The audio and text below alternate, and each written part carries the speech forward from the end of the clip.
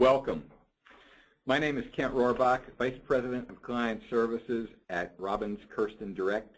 It's a pleasure to welcome you to the RKD Google Grants webinar, exclusively presented to food bankers throughout the country. Since half of the registrants have a Google grant and half do not, the objectives of our webinar are to, number one, explain what a Google grant is, how to apply for one, and the benefits of using one. And secondly, how to maximize the $10,000 grant monthly. Our presenters today are Jenn Thompson, RKD Director of Digital Marketing and Optimization, and Anjolie Green, RKD Digital Marketing AdWords Ninja and Optimization Maven. Jenn has 15 years of online fundraising experience, marketing, and web management on a variety of content management systems. She provides overall strategic direction for all aspects of food bank digital fundraising, including digital acquisition, strategic planning, website development, email marketing, social media, and mobile optimization. Anjolie is Google certified in using Google AdWords and Analytics. She has experience in both the commercial and nonprofit sectors, working with companies like Nike, FedEx, National Parks Foundation, and Compassion International. In order to keep our presentation on time, I ask that you write your questions in the chat box, and we will try to answer them at the conclusion of the webinar. Thanks for joining us. Okay, and so we're going to go ahead and get started, and like Ken said, we're going to try to cover both pieces, how to apply for a Google grant and how to maximize your grant. So in case you're not completely aware of what a Google grant is, it's certainly a windfall for nonprofits. It provides up to $10,000 a month in free advertising spend, so not $10,000, but $10,000 in credits for AdWords. And it's kind of a use it or lose it thing. It doesn't roll over month to month. So in terms of who qualifies, I'll just let you know everybody on the call most likely qualifies. It's just 3 simple things. You need to have 501c3 status. You need to not be a governmental entity, hospital, or school.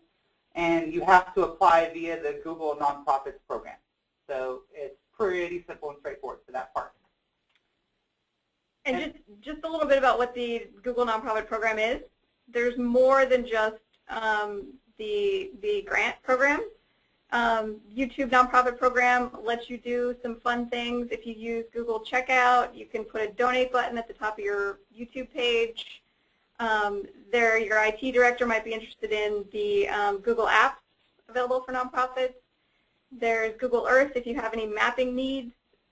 Is a piece of it, and a sort of newer version called One Today by Google. There's an app where people can donate $1 per day to a nonprofit that they pick. You can apply to be part of that as well. So just some key details about the grant. The cost per click bids are limited to $2. So whenever you pick a specific keyword, there's a cost per click associated with that, and the most it can be is $2. Paid AdWords programs, so other people that are spending real money on AdWords programs have priority over you. So meaning if you're both bidding on the keyword and Google's deciding who to show, they're going to show higher than you do. And just to give you an example, I have several clients where there's a grant campaign and then someone else has a paid campaign going up for similar words. And so the paid program can get 3 times as much traffic as the grant program can. It's certainly not a reason. It's certainly not a reason to not use it, but it's just something you need to be aware of. The other thing is that ads only appear on Google, not third-party websites. So that means that whenever you search for a keyword on Google, there's ads that show at the top like this. They don't show on other websites, like so on CNN or any other website that you would visit. So the other 2 sections, the bottom part of the page is how you rank, just if people search your keyword, where you show up in terms of Google grants or your SEO. On the side is a Google Place listing. So a place is not an ad. It's a different system. You can Google Places and figure out how they make your particular listing show up there. It's the kind of thing where you say, I own this place, I work at this address, and they have to mail you a verification, or I think you could get a text message, but that's completely different. So it's only the part in the top left, or if there are ads down the side where your grant ad would appear. So that covers the initial setup, and at the end of this we'll certainly take questions, and so if there's any other details there that you want to know, just be sure and type those into the box. So now we're going to talk about maximizing your grant. So in terms of how to best use your Google grant, there's some main objectives that you want to go after. The first one is, of course, donations. Everybody likes to get those for their online advertising.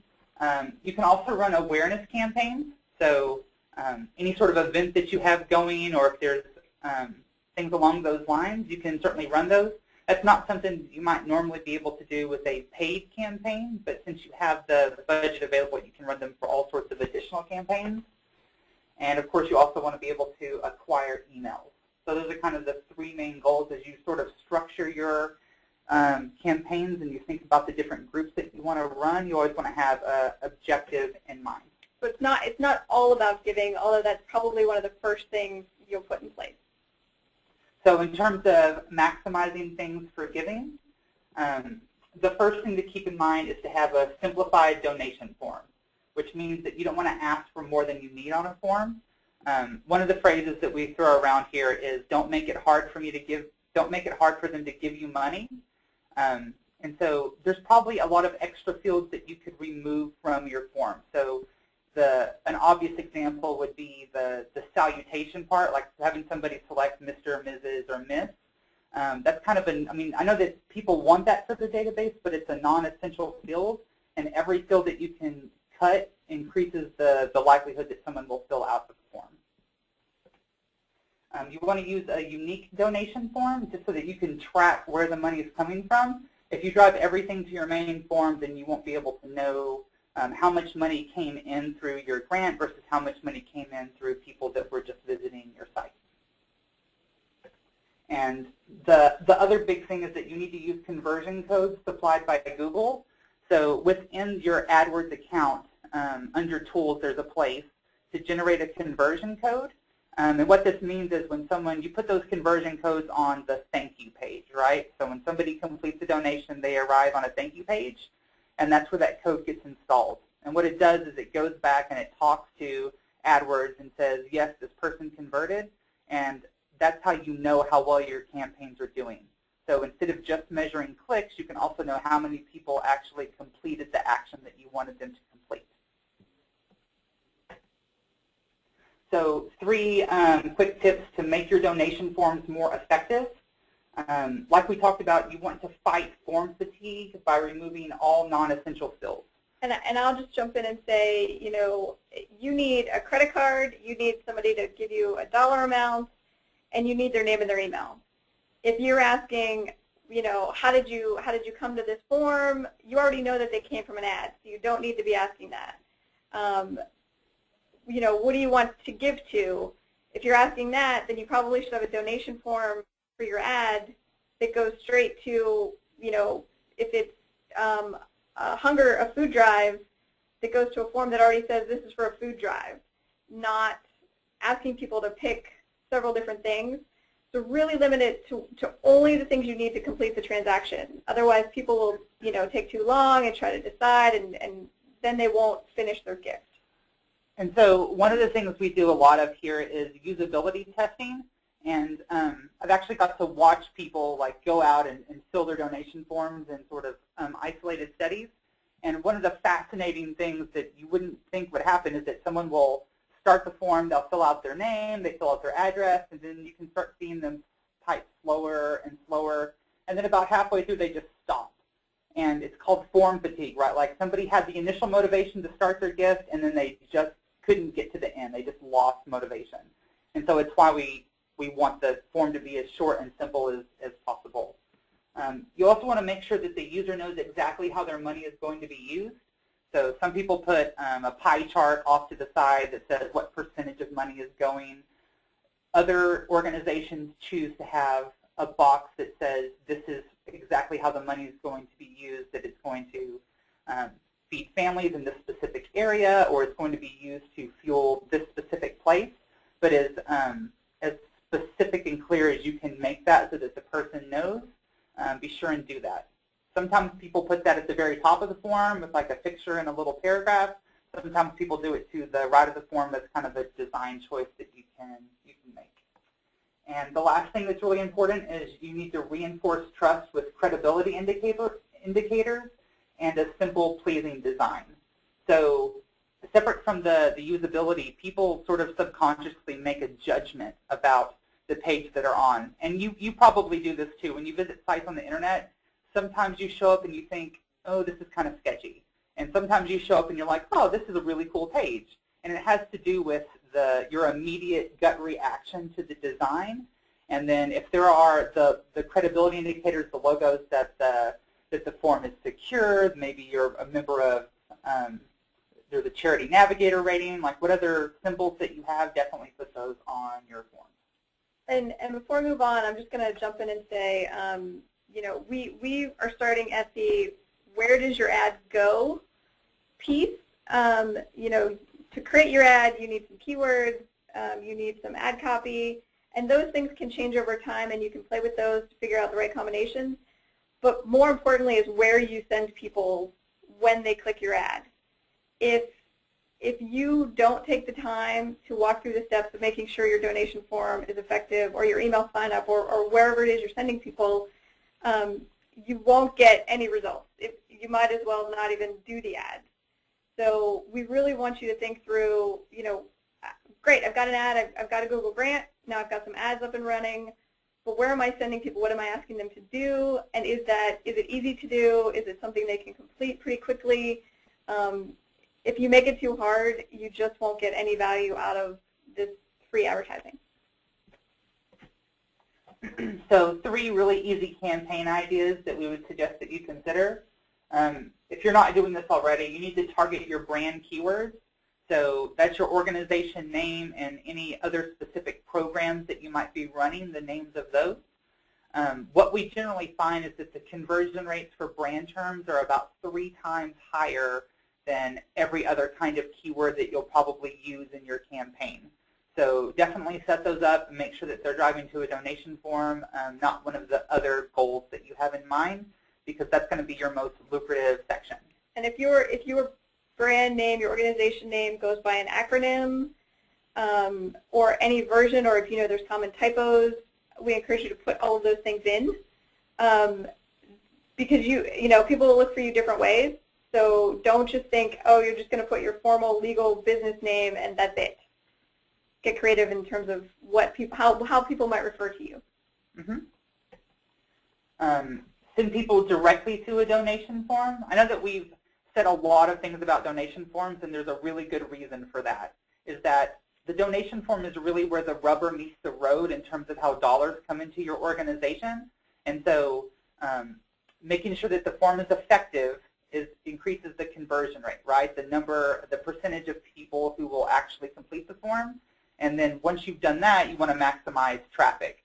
So in terms of as you build campaigns out, as many campaigns that have a good logical reason to go to a donation form, definitely do that. A lot of times organizations will put like a landing page ahead of the donation form, and in many instances that's just one more click that the user has to make. And in the same way that we talked about form fatigue, we want to make sure that the user has as few clicks as possible to get to where they can take the action that you want them to take. The third thing is to seize hot topics. So you may find that there's a limited amount of keywords that you can go after in terms of the topics that you want to look at. And so a lot of times newsworthy topics will pop up. So maybe there's food insecurity in a specific area that's relevant to you, or there's a holiday coming up, so maybe there's Thanksgiving and you want to talk about recipes to be able to get email acquisitions. And I'll throw out, you know, maybe there's a fire at an apartment complex and you know your organization will be working to support the families that live there.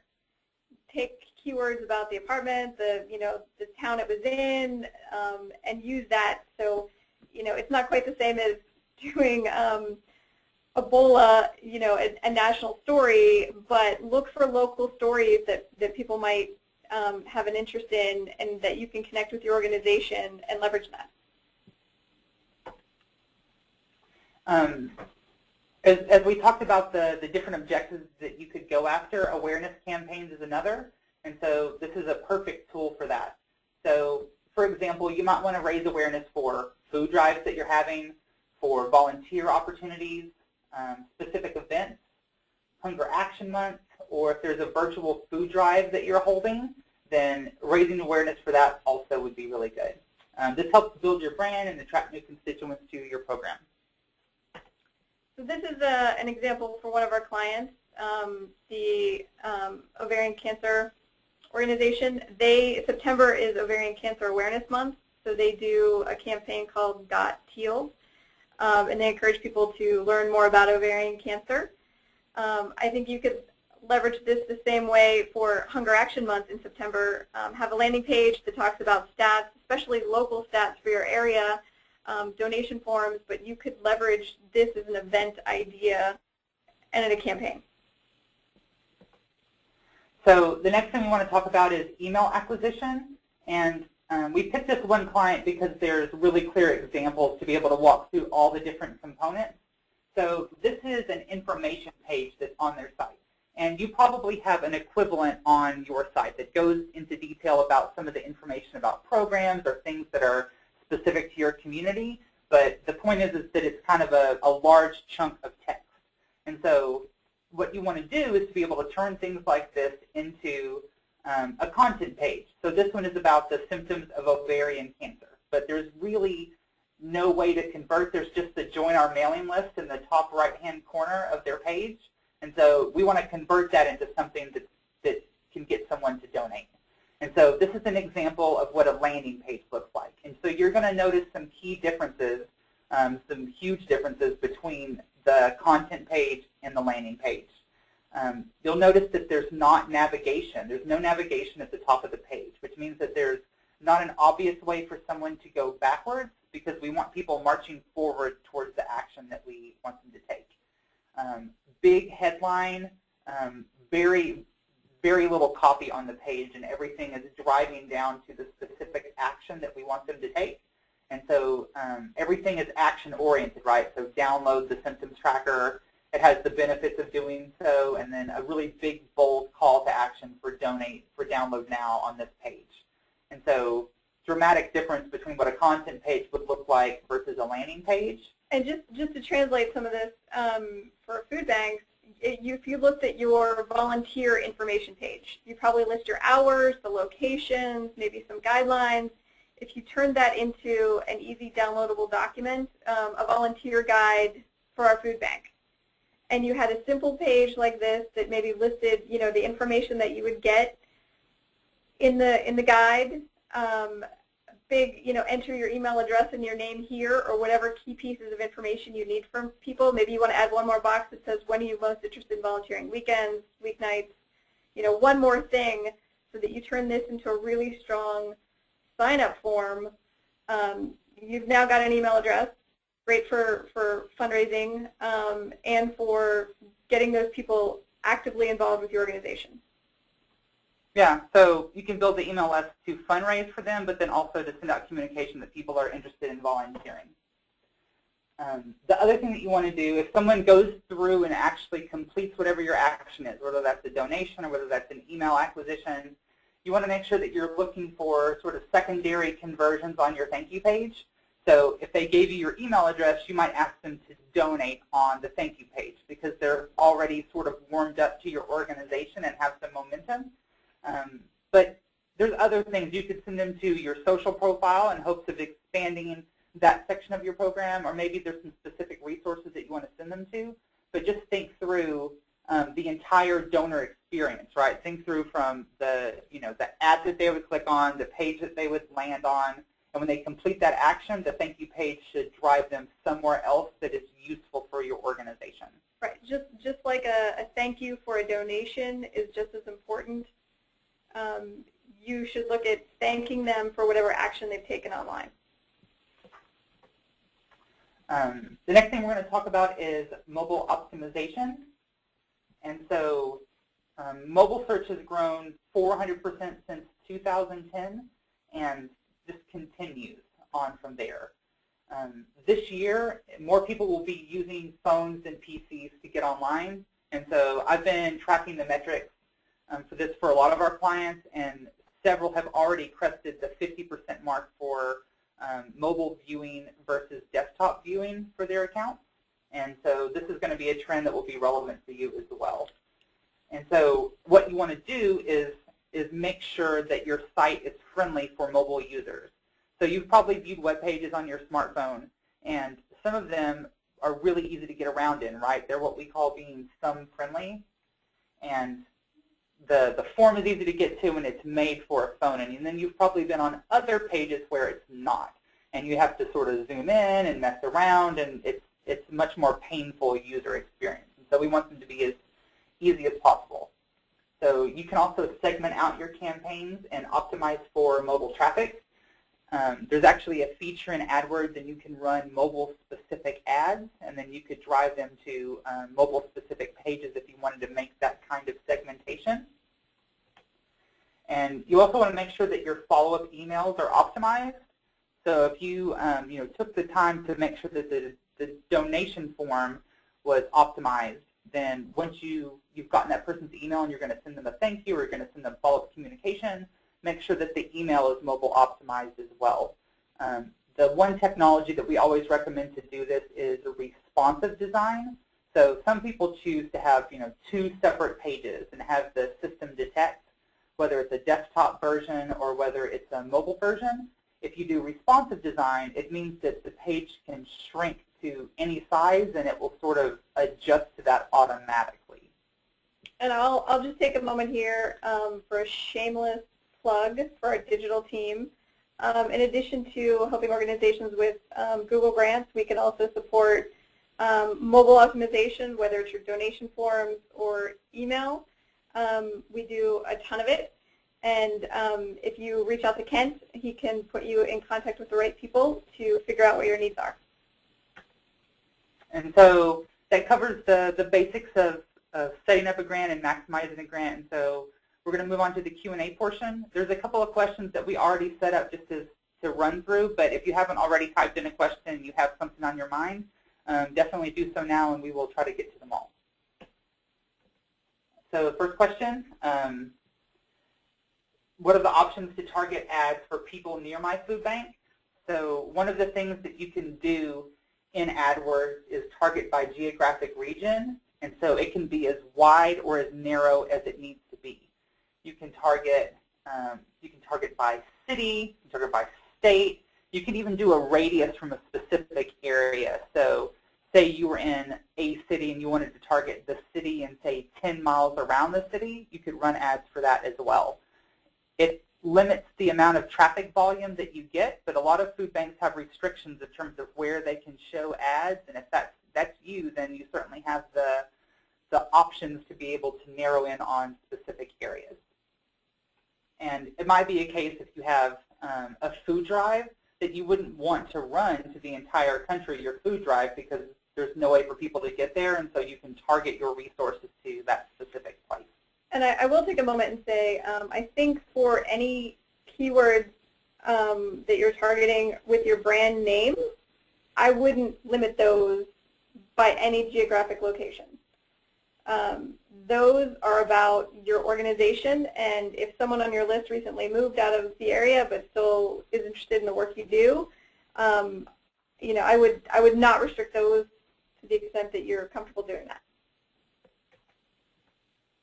And one of the questions we get a lot is, how often should you monitor your ads, and what are the best metrics to look at?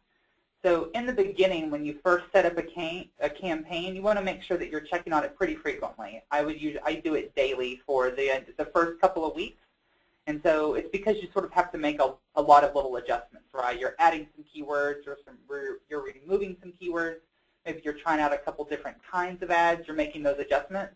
And then at some point, it gets stable and it's performing the way that you want to, and then you can back off on the frequency, right? You can check on it every week or even every couple of weeks if it's been running for a very long time.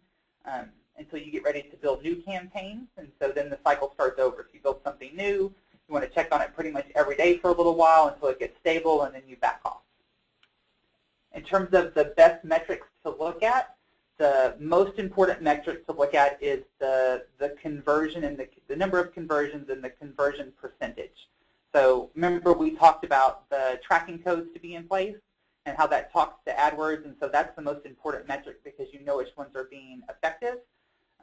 Some other metrics to look at, though, are just the total volume of clicks that are coming in. And the last one is quality score. So I'm going to talk just a second about quality score. This is a calculation that Google uses to determine how good it thinks a specific keyword is. And that quality score, it determines how likely it is that your ad will be shown.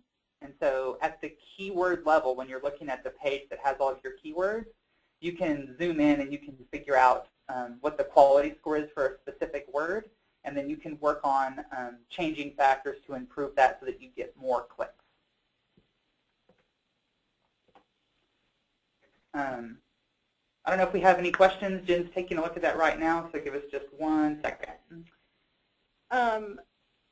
I'm not seeing any come in yet. If you want to ask a question, you can certainly use the GoToMeeting option to raise your hand. And I think we can unmute you as well if you're not interested in typing but maybe want to speak. And Kent, jump in if you have any words of wisdom. And if not, some people just don't like typing their question publicly. We'll have contact information at the end of this, and then if you want to email us directly, we'll be happy to follow up with you. Okay. Well, we'll give a couple of seconds here yet for anybody to send in questions. We respect everybody's time. Jenn and Anjolie, I want to thank you. I want to thank all of our listeners who participated in the webinar today. Okay. And Jenn, if there's any questions that come in, let's certainly address them. Or if not, they can certainly email you or Anjolie or me, and we can get back. We have a them. question. We're going to jump in real quick. Excellent. Are there any tools you can recommend to generate good keywords? Absolutely. So under the Tools menu in AdWords, so like if you're in the AdWords screen, there's a menu at the top, and one of those is Tools. There's a thing called Keyword Planner, and so click on that, and it will actually, it has a whole bunch of options to generate keywords for you.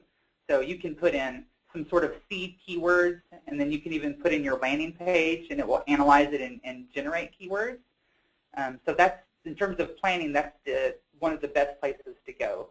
There's actually another feature that's handy as well, which is actually built into the system. So say that you've created an ad group and you've added 5 or 6 keywords to it that you know that you want. If you click on the plus keywords that's just sort of right above, that you'll be able to enter in more keywords, to the right of that box, then Google will actually generate a whole list of options of more keywords. And so it has all of the topics, and then you can pick specific different ones that you want to go after. Does that make sense? I hope so. But it's the keyword planner, and then when you add new keywords, Google will actually pop up a box and will auto-suggest new keywords for you. For anyone who missed the beginning, we will make the PowerPoint and the webinar available on the RKD Food Bank's website after this. And then for Brian, who's asking where do you go to apply for the grant, you start at the Google Nonprofits website. I think it's google.com/nonprofits. And you apply for the Google Nonprofit Program, and then after that, then you have options to apply for the grant. And just one of the common problems that people run into is that, to be clear, there's 2 separate steps to get your grant. One is to, like Jenn said, to apply for the Google Nonprofit Program, and that's really quick, right? You type in some organization contact information and your EIN number, and then you can instantaneously get admitted to that program. Then there's a list of other tools that you can use, and so one of those is the grant, and you have to apply for that also. So you're doing 2 application processes. And one of the things that you have to do in order to apply for a grant is to build out at least a good section of the campaigns that you want to run. So it means that you need to create a campaign with some ad groups, with some keywords, and write ads to go along with that, because someone from Google will actually review that account and make sure that it's set up to the requirements that it needs to be, and then there's a short application process. But just keep in mind that it's 2 separate steps. I think we have a question from Dan, who's on the phone. Hey guys, yeah, great presentation. We were just a little more interested in how to maximize our Google spend. I think we have, I guess not to get too deep into where we're at in the process, but we have our grant approved. We feel pretty confident about our landing pages and the conversion rates that we're seeing.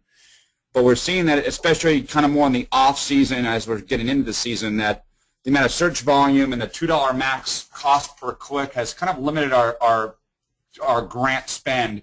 And I wonder if there's any ideas on how to spend close to the $10,000 budget that we are able to spend. Right, absolutely. So, if you could mute your phone again, because you kind of have an echo. Okay, Jim's got that. So maximizing the grant, you're right, is a common challenge, and there's a couple of ways to go about that.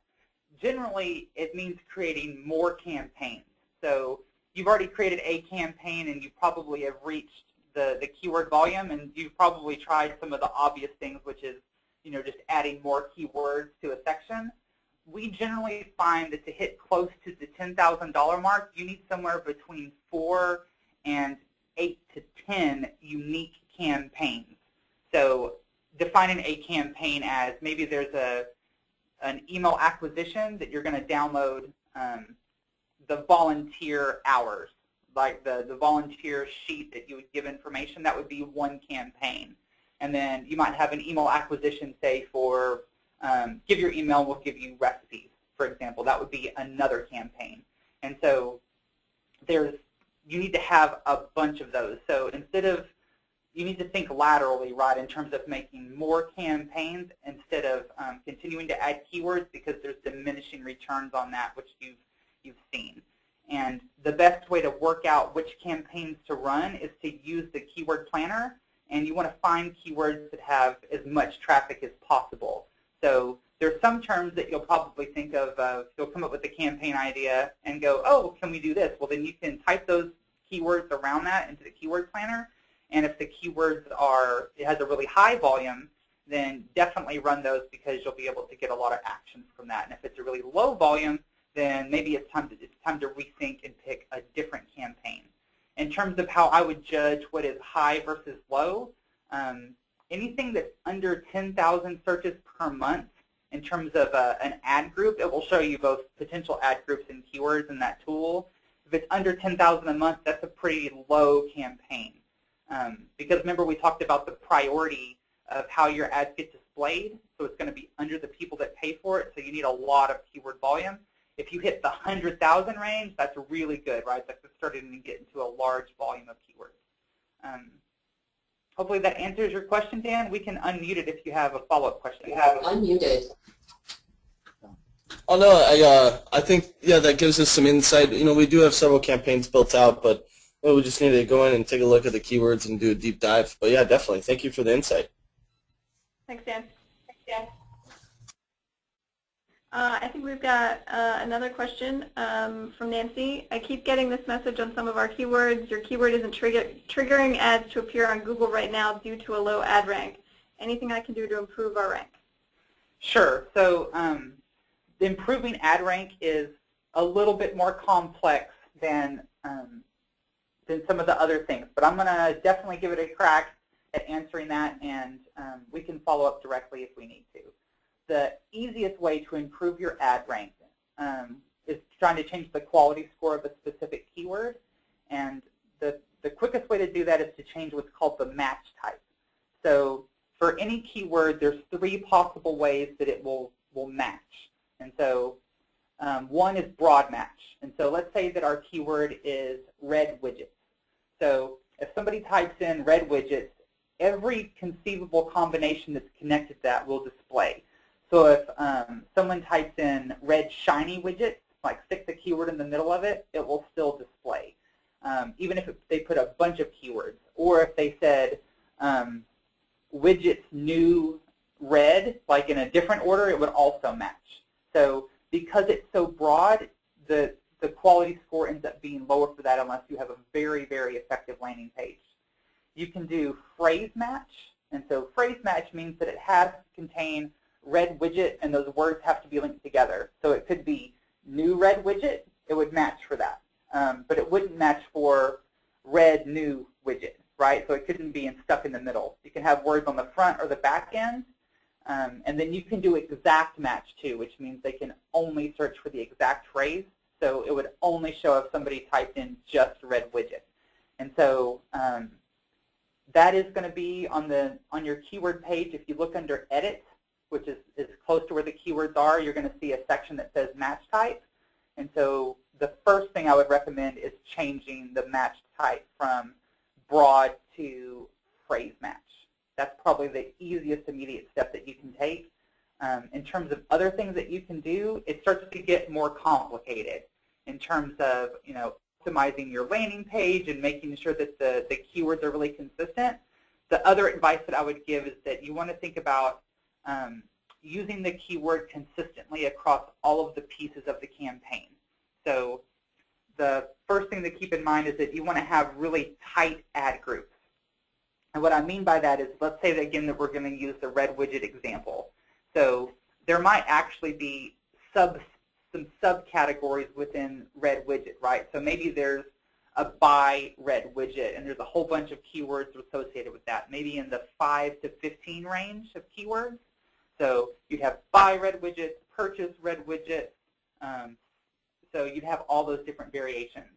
But then you might also do, say that there was reviews, right? So then you'd have a separate ad group for red widget reviews, reviews for red widgets, and you'd have all the different variations for that. And so when you think about structuring your groups, you probably don't want more than 20 keywords in any ad group, and you want those words to be as tightly related as possible. So you have free reign to create a whole bunch of ad groups in there. You're not going to run out of space, and so it's better to create a bunch of ad groups over a specific topic than try to cram them all together into one, and then make sure that the ad and the landing page are also tightly grouped. So if you pick the tightly grouped set of keywords, you want to make sure that the ad that you're using for that uses that exact keyword phrase. So again, sticking with the red widget example, if red widget was the keyword, then you want the ad to definitely contain that exact word, and then you want the landing page to use that word also, so that if a computer was to scan your keywords, your ad, and your landing page, it would go, yeah, these seem relevant. So those are the two things. Change the match type, and then make your ad groups as tight as possible and use the keywords consistently across. Those are the immediate things to try. Hopefully that answered your question. I think we've only got one more question. If anybody else has any, another one coming in. So Brian is asking, how successful have food banks been with Google Ads? Has it been a real winner? For every type of organization that I've worked for a Google grant, it's certainly been successful. But I would temper that with the success has to do with how much effort goes into using the grant. So we talked about building out the 4 to 10 individual campaigns that you want to use. For people for random organizations that just apply, Google actually says that the average nonprofit only uses 3% of their grant. So what happens for a lot of organizations is they get started and they kind of lose momentum because there were kind of some initial hurdles to get over, and they just kind of let it run. And so those organizations don't do as well. But if you work and you create consistently create new campaigns and build it out, then it works extremely well. And one of the things that you may not be aware is if you reach the maximum spend, the $10,000, for I think it's 2 months and a 6-month period, then you can apply to get $40,000 a month. So it really has to do, the success has to do with working on building the specific campaigns. And the organizations that have success are the ones that do some lateral thinking, right? So there's going to be some obvious things that you're going to tackle that we talked about. There's going to be the brand keywords. There's going to be, you know, food donations. But then you need to start thinking about what are other factors that we can go after. Are there, you know, hot topics that are current that we can go after? And what sorts of campaigns can we run that would target new groups of keywords? So it's definitely related to the time and energy that you can put into the campaign. Does that make sense? All right, I think we've covered all of the questions that have come in, and if you want to go to the last slide, we just want to leave you with a quick Halloween, happy Halloween image. This is Kent. I think this is last year. He approved us sharing this, although I would have probably done it anyway.